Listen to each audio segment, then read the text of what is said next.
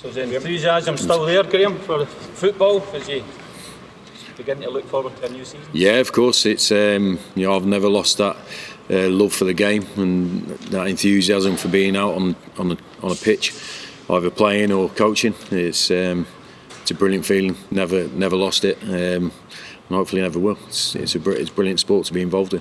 What's been the big challenges of this pre-season? Everything really. Obviously we've got the COVID issue that we've had to deal with again, with the relaxation of sort of how it happens outside of football. The social side of it, and but not us sort of relaxing our protocols. That's really important. We've had to remind everybody about that, players and staff, including myself. Recruitment. We've tried to set the bar high about the type of player and the quality of player that we've tried to bring in. So, it's not been easy, but we feel that the additions we've made so far have been really good. The shortness of the pre-season programme is a new one for me. Obviously, with us going into our first cup game tomorrow, just 3.5 weeks into pre-season, so that's a new sort of obstacle for myself to overcome. But at the base of it, the players have come back in decent shape. They've worked hard. We've had a couple of bounce games which really challenged us, and we're ready to go into the games tomorrow. 3 games already called off due to COVID issues in this tournament. How concerned are you about this season coming ahead with society opening up further? Yeah, I think it's. I think I read Jim at St Mirren talking about it, and I agree with everything he said. Really, to be fair, I think he hit the nail on the head with the relaxation of the protocols in normal society are obviously having an effect on the protocols we have in football. But we remind the players and the staff of the responsibilities we have as individuals. It's all well and good putting protocols in place both in and outside of football, but it's down to the individual to take the right precautions and live their lives correctly. And hopefully we keep communicating with each other and keep reminding each other about the responsibility we all have to protect everybody else. Yeah, I'm looking into the teams in this league. Is this potentially a tougher league than it was last season? I don't know about that. Look, it's obviously 2 big clubs have come back into the Premiership, but I think even if Hamilton and Kilmarnock had still been in the Premiership, it would be a real tough league. We saw that last year. There was, obviously you've got your traditional big ones in the league, but I would say I think from about 5th to 9th there wasn't that many points between the teams. So every season is a challenge, certainly at this level. So I expect every team to be fully prepared, have the best quality they can, and that goes for us. But I think every season in professional football is tough. You said you were looking to raise the bar in terms of bringing people in. Are you happy with your squad so far just now, or what do you think you still need? No, we need additions. It's like I say, I think it was my first experience of the recruitment process up in Scotland, and with the time difference between Scotland and England, them starting back later and everything like that. So any potential players you bring up from there is they're working to a different timescale. I think even we started our pre-season, and I think the last official game in England had finished the day before. So there's no time in between really. So that's been. I wouldn't say frustrating, but it's been a challenge. But we're delighted with the players we have brought in. I think they tick the profiles that we wanted to, but we still need to add maybe I think 4 or 5 at least to the senior group to prepare us for the season, because as I've just been saying about the COVID issues, I think we have to prepare to lose players through the season to isolation and stuff and things like that. So we have to prepare ourselves to have enough players to cover those absentees. The main 2 guys to replace Gallagher and Campbell, so you're really looking at a centre back and a sort of combative midfielder. You're looking at.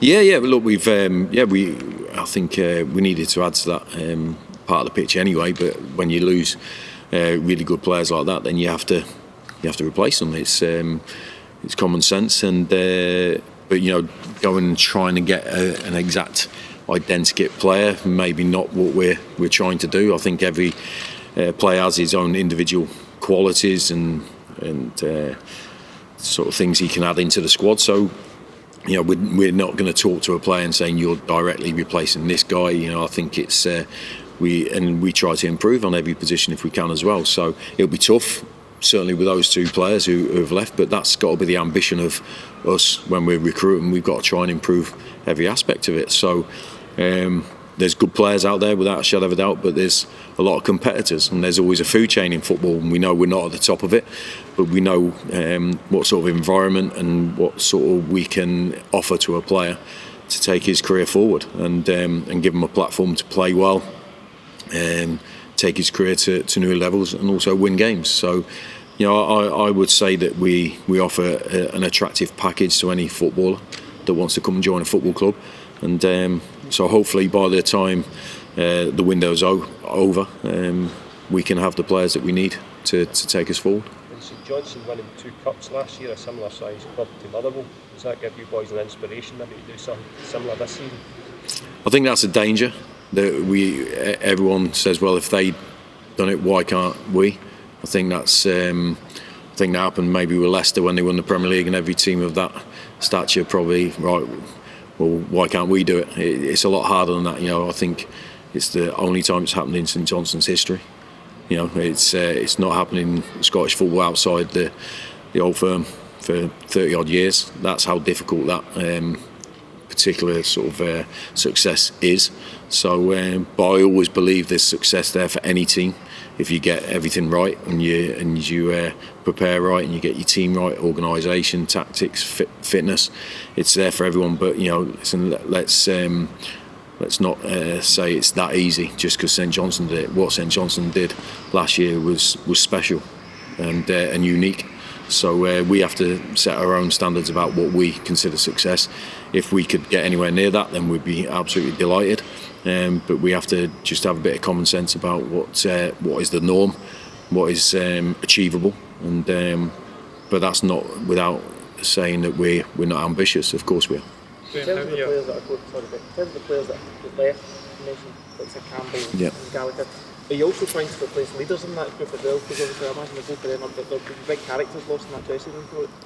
Yeah, I think I'm a big believer in that type of player as well. I think, and not just one. I don't think a team is successful with one captain. I believe you need 4 or 5 of that group, of that type. Leading the change room. We're delighted that we've brought in Liam Kelly. Back to the club because I think he fits the bill in that respect. We're looking to add other players of that ilk to the squad if we can. But certainly, the technical attributes of a player and everything that he brings on the pitch is one part of the process of recruitment, but character and personality is another, and we look deeply into that because over the course of a season, certainly a club like Motherwell, we will be challenged, we will have tough moments, and then it comes down to character and personality of your team, and without individuals that showcase that, then you're not going to have that. So it's a big challenge for us because there's not a queue of them. It's not like a load of buses just waiting to pull in. So you have to search hard for those type of players. And what I would say is, when you talk to other managers, they're all looking for a similar sort of type of player. So that's how valuable they are to any football club. You mentioned the COVID protocols relaxing and the increase in squad numbers. Obviously, for teams in Scotland, there is no magic money. So how difficult is that to balance in terms of numbers and budgets and whatnot, especially for this season? Yeah, extremely. I think it's and it's not an exact science. Sometimes you need a bit of luck that the right player becomes available at the right time when you're just there, and you're available. So, there's been players that we've signed within 24 hours, and there's been players that we signed that have took 2 months. So that's the reality. It's we know how difficult it is, and I do believe that the squad possibly has to be bigger than I would usually like it, but because of those circumstances. But like you say, with that, it has an impact on your budget. So it's a real challenge for us all. But we've got an idea of what we want, and we've got a plan of how we need to get it. get it. Everyone's on board with that, so at least we're all singing from the same hymn sheet and trying to get the same type of players in. That's the beauty of working at Motherwell. It's we're all on the same page. Graham, when they're rolling out too many cliches, is carrying guys like Liam Donnelly back from long-term injuries going to be like new players for you as well? Well, certainly for me. He's not, kicked the ball since I've been here. In competitive games, he had half a game on Saturday, which was brilliant. Got through it really well. Works exceptionally hard. So, but we just have to, remind ourselves that he's been out for a considerable amount of time. So, but certainly when he's fully fit, that'll be a new player for me, without a shadow of a doubt, because I didn't have him available from January onwards, and there'll be other players like that. Liam Grimshaw, when he comes back into it, I only had him from a first game, and then he's been missing since then. So that's been difficult. Bevis Mugabe is still rehabbing from his shoulder operation, so he hasn't took part in pre-season. But when he comes back, it will be like a new player again for myself, because he missed the last part of last season. So these are big players for us, and we haven't got a squad with the luxury of having 20 senior players. These players are vitally important to the success of Motherwell, so we have to get them back into the fold as quickly as possible, but as safe as possible, because they've been out for a long time. You're talking about leaders as well. Have you settled on a new captain for the new season? Or are you going to use the cup games as an addition, so to speak? Yeah, I've got my ideas, but and there's probably 2 or 3 candidates for that, and I'll make that decision when I feel is the right one. But like I said, I think having one standout player, I don't think is healthy for a football club. I think you need 4 or 5 at least to be in that mould. And I believe by the end of the window, or at least by the start of the season, we'll have those in place. You've also had a lot of trialists in the door. You like to have any of them sort of registered to play tomorrow or in these cup games? Maybe not tomorrow. Hopefully one of them, at least. We've made an offer to, so hopefully he'll be registered for tomorrow. That'll be good. But the others are still in the period of us making decisions. So we'll see how we got. We possibly might not have the full, I think, 20-man squad for tomorrow. But hopefully at least by when the league starts, we will have.